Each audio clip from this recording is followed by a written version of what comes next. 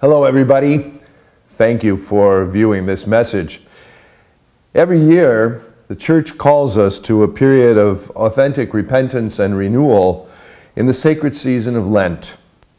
It is a time that many of us remember from our childhood days when we had to make sacrifices and had to give up something that we would normally enjoy.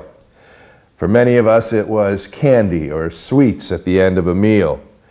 Maybe as we grew older, the sacrifices became a bit more significant as our own understanding of how we saw our directions in our lives, that our lives were taking, so that we would offer some corrective measures, what may be needed to bring us back to center.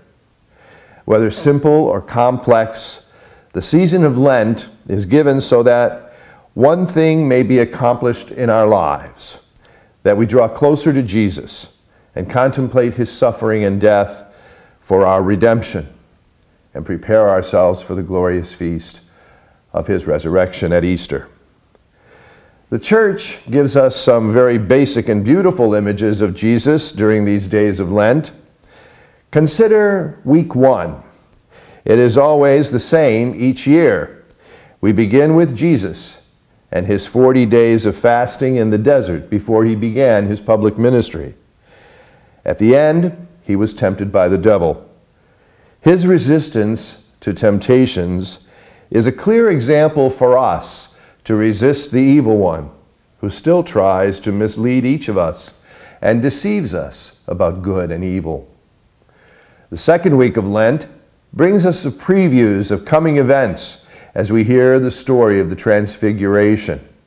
Hearing about the glory of Jesus prepares us for the sadness and the distortions and sorrows of his passion and death, but helps us always to keep our eyes on the glory that is ours, even when times look bad or dismal in our own lives. In the third week, we hear the story from John's Gospel about the Samaritan woman. She is obviously a woman with a history and something of a sordid past.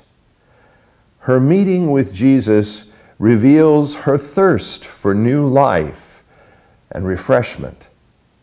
It is he who shows himself to her as the source of living water and restores the vigor of her life with new purpose. Here, the images of baptism start to rise up in dramatic anticipation of the Easter mystery.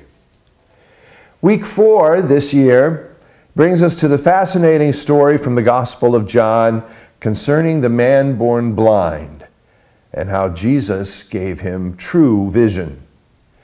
We move deeper into the message of Easter, starting now to see Jesus as the light of the world, who has come to cast out darkness and confusion, calling us to walk by his light.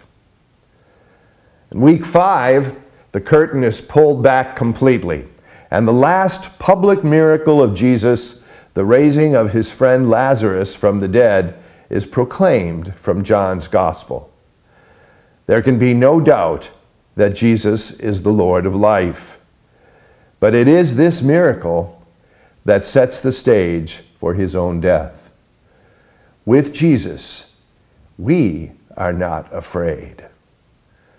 Holy Week begins with Palm Sunday, the following week, and the Church enters her most solemn and somber time of remembering how deeply and totally Jesus loved us to the end. I urge you to follow the Scriptures and find for yourself some kind of prayer and penitential practice that will place you deeply into the heart of Lent, well spent. Please don't allow these days of special grace to pass without at least trying to draw closer to Jesus, to offer to share in his sufferings by your own acts of penance and mortification, so that you might share more powerfully and fully in his Easter glory. May we truly renew the Church in our own diocese by a faithful and fruitful Lenten season. God be with you. See you at Sunday Mass.